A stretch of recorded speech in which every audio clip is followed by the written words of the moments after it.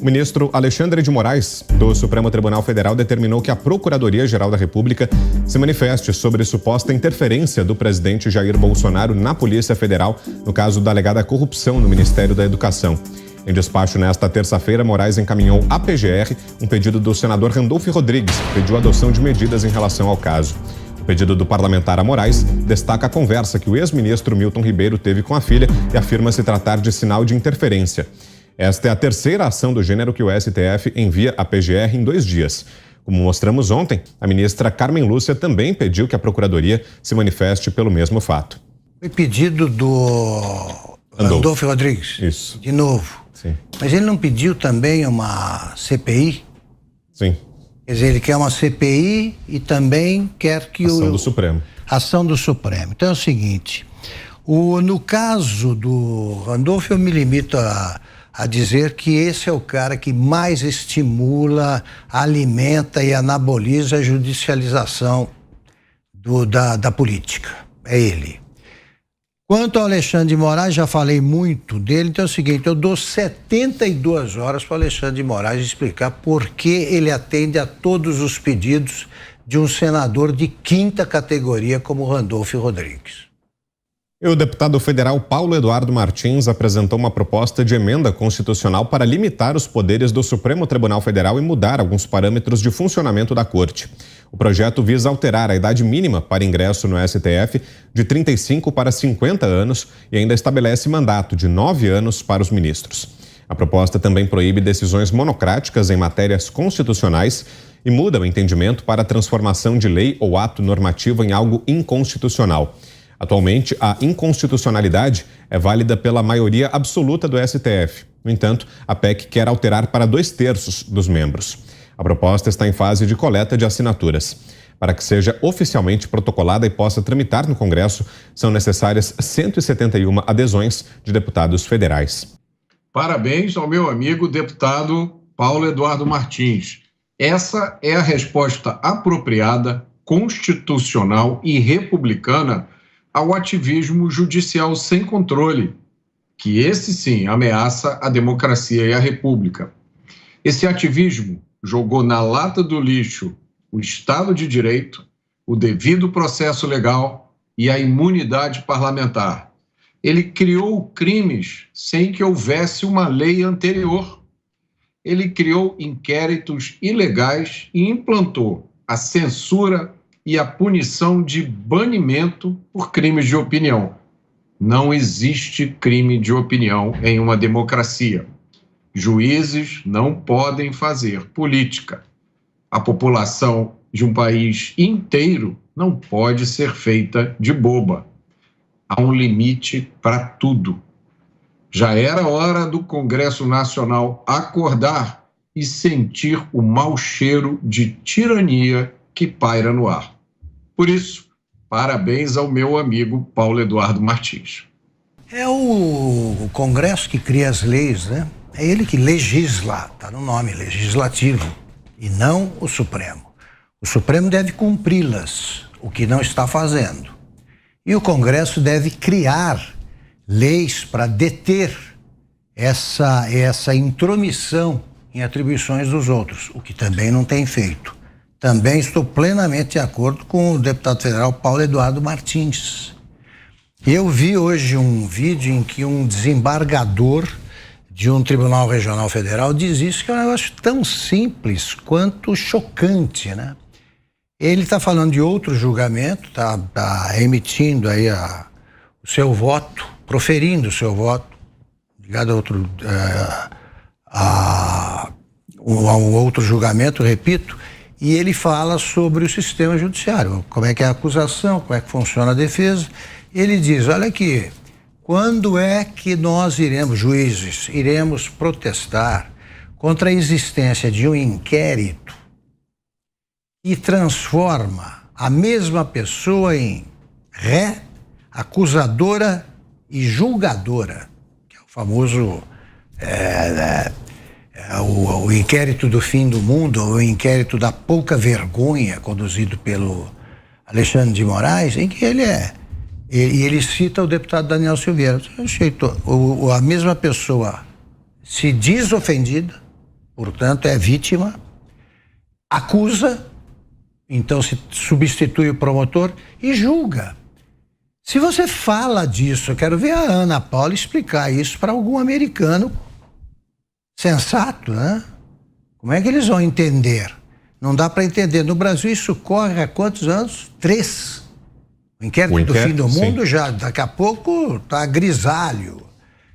E, no entanto, continua sob o silêncio dos juízes e dos responsáveis pela feitura de leis, que são deputados e senadores. Está na hora de todo mundo aí criar vergonha e enquadrar os fora da lei. Diga, Ana. Sabe o que é muito difícil de explicar lá também, Augusto? Explicar que alguém que nunca foi juiz na vida é ministro do Supremo Tribunal Federal.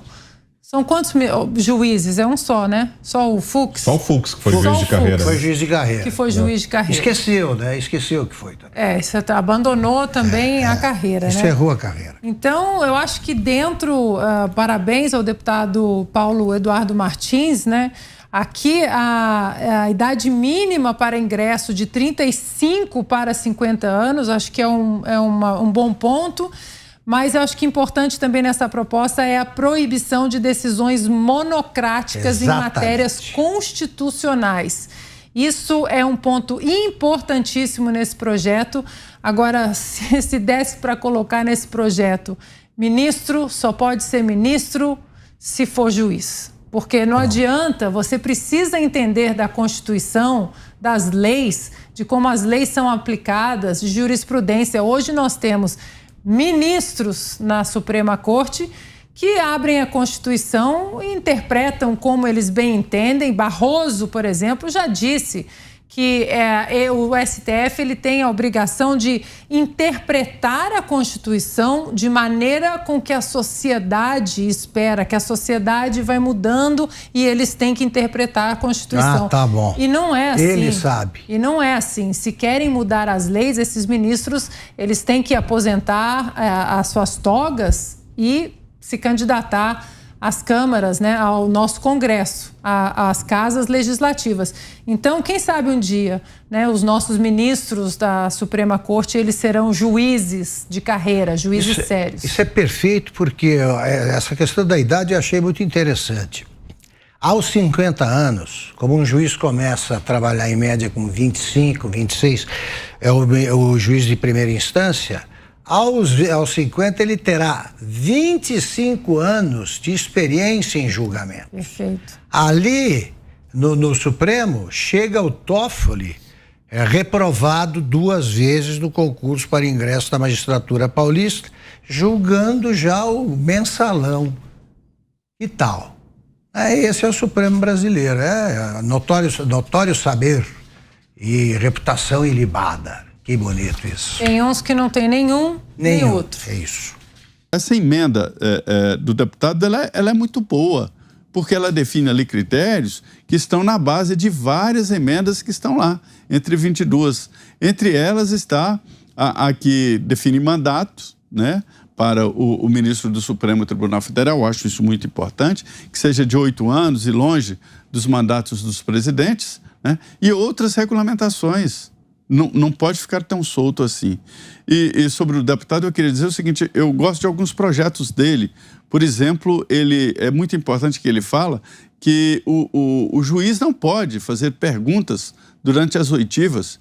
E ele quer colocar na lei que o juiz poderá fazer perguntas aos advogados das partes durante nos tribunais.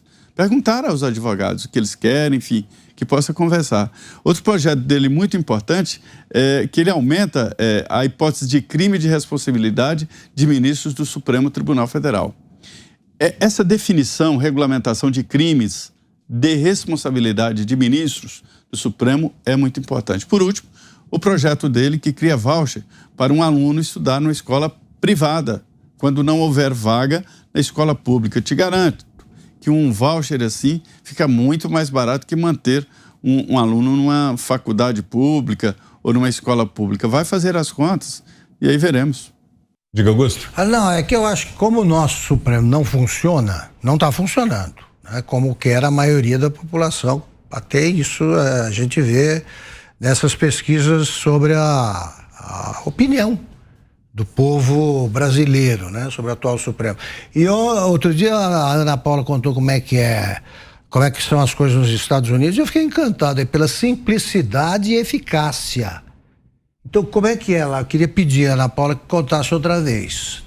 A gente tem que se mirar nos bons exemplos, né? Os juízes federais, eles são apontados pelos presidentes, e para se tornar um ministro da Suprema Corte, que lá é chamado de Supreme Court Justice, você precisa ter uma carreira de juiz, você precisa ter passado por todas as instâncias, ter se tornado um juiz federal, estado ali, mostrado o seu trabalho como juiz federal, e aí sim você entra numa lista de possíveis nomeações de um presidente da República. Não adianta ser um excelente advogado, você ser um advogado exemplar, não adianta, você precisa passar ali pela carreira de juiz federal.